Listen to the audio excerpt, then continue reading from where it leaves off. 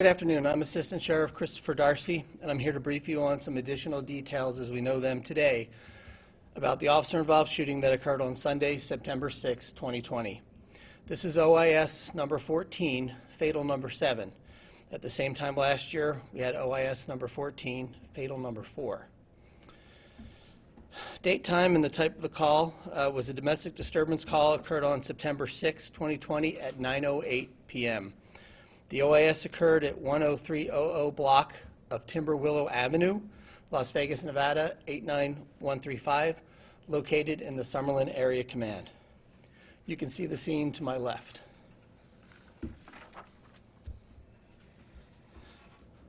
The involved officer is Sergeant Douglas King. He's 34 years old and has been with the LVMPD since 2004. In this incident, Sergeant King was armed with a Glock 21, 45 caliber handgun equipped with a tactical light. The investigation has revealed he fired one round during the incident. Sergeant King is assigned to the Community Policing Division in the Summerlin Area Command. We do have some body-worn video of this incident, which will be shown at the conclusion of my remarks. The suspect in this case is Seth Holliday. He was 40 years old. He's a white male adult, 5'10", 210 pounds, and he's pictured to my left. The suspect's weapons were 8 kitchen knives. And you can see the knife pictured to my left, and then there's some additional ones that are blood-soaked that he used as weapons during this crime. Mr. Holliday's charges, if he would have survived, would have been attempt murder with a deadly weapon, domestic violence related. Now I'll give you the details of the OIS. On Sunday, September 6, 2020, at 9:08 p.m., LVMPD Communications received a 911 call from a psychiatrist stating that one of his clients, later identified as Seth Holliday, was getting aggressive and was a danger to his spouse.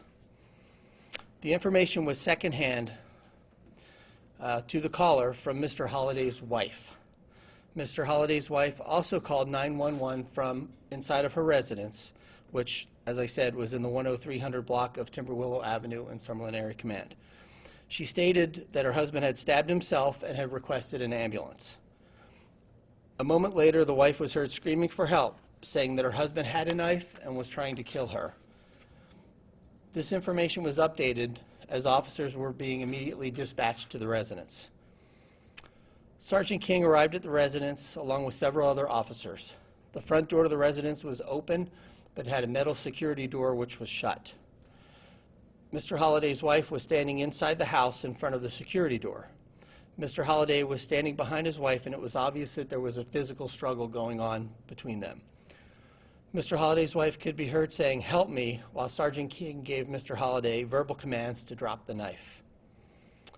Mr. Holliday screamed, "Shoot me." At the same time, Sergeant King fired one round from his duty weapon through the screen door at Mr. Holliday, striking him. Officers immediately summoned for medical personnel, but Mr. Holliday succumbed to his wounds on the scene. Mr. Holliday's wife was transported to the hospital for multiple stab wounds, where she is currently listed in stable condition. There was a juvenile in the house while this incident occurred who has been placed in the care of family members. At this time, I will now show you the body-worn camera footage, as well as you'll be able to listen to the 911 call. I must warn you, though, that this can be disturbing and it's somewhat graphic. So for those of you that are live streaming out there, we want you to be aware of that. So we'll go ahead and play the 911 audio now. Thank you. 20, September 6, 2020, 21:09 and 28 seconds. 911 emergency, CSUN 13570. Do you need police, fire, or medical? Hello, 911. What happened? Okay, let me get the whole line. Don't hang up. Don't hang up.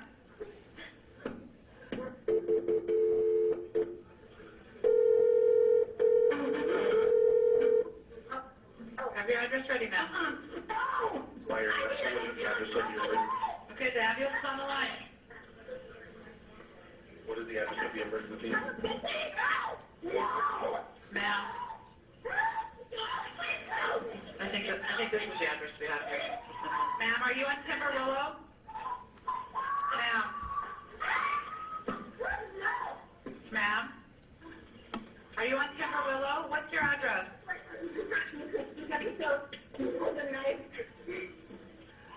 Ma'am, what's the address? FD, I'll take it over. Ma'am, what's going on?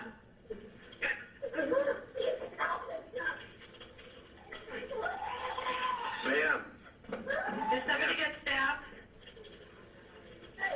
Ma'am, did he stab himself? Okay, all right, we're getting help out to you. Just hang on. Ma'am, can you go outside? Okay, do you see my officers?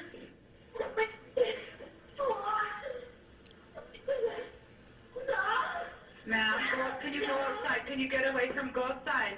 Go outside.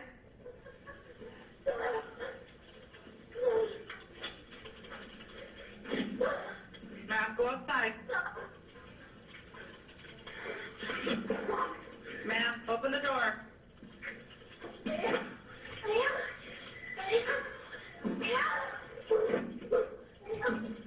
Ma'am, go to the door.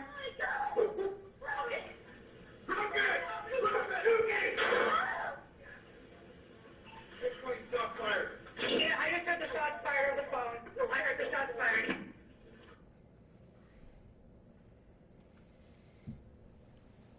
Okay, next will be the body-worn camera video.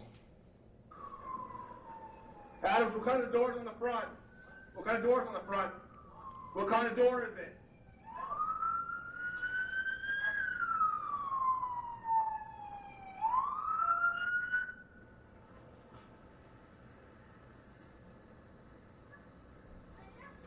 Come on outside. Drop it! Drop it!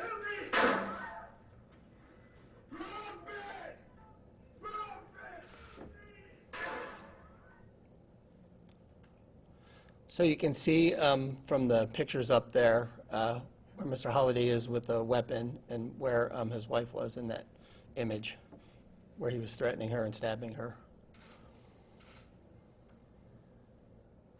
And that picture you see there is a knife that was right past the threshold of the door that led into the residence. And she had opened the door. The door had a security door in front of it, and that's what the officer had fired his round through that door.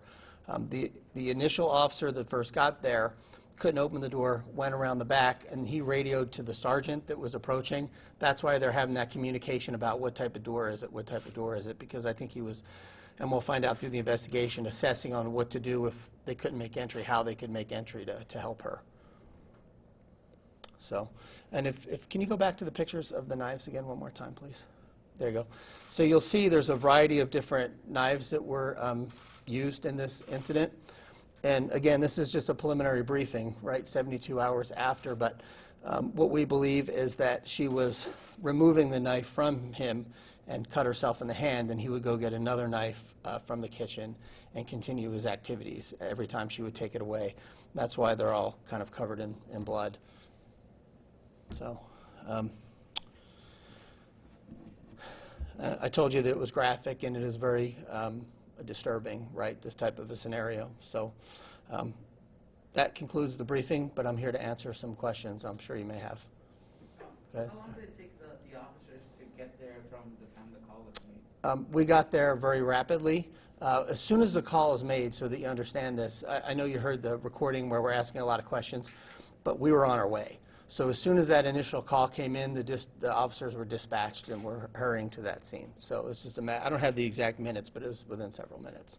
We got there very rapidly. And then we also contacted medical at the same time. We had them on the line, so we bring them in to make sure that we can get the medical resources there as quickly as possible. So there's no delay. Are there any prior domestic violence-related incidents at this house? He does not. They do not. There's been, there was no, the only incident prior at this residence was the day before when we had the call out there and he was taken to the hospital. Oh, 8 minutes? Okay, it was 8 minutes. Can you speak about the sergeant shooting through a door and just needing one shot to eliminate the threat? Well, a couple different issues there. You know, we don't necessarily create the scenario, we respond to it, and that supervisor, that sergeant in that case, had to make a decision in a split second, and that decision was to save somebody's life that was being actively stabbed. So we made the decision, or he made the decision right at that moment, to shoot to save a life. I wouldn't imagine he would let a security door or a screen door stand in the way of saving somebody's life, so that was a decision. And you know, our officers are trained to make these types of decisions. They're tough decisions, and he made that decision, and it worked in this case. He was able to save the victim. Would there So. have been any other decisions you could have made in that moment, or was that just the most logical one? I mean, you saw the video. I don't know that there's any other decision anyone could make at that point when you see somebody being actively stabbed, screaming for help, and that was the appropriate decision. At the time you feeling drop it, because just because we can't see, and I assume the officer could, and he's connected to the light, was he physically stabbing? Was he pulling the knife and aiming at the officer? Do you have any indication yet? Yeah, well, this is something that obviously as we go through our investigation, we're really going to dive into more.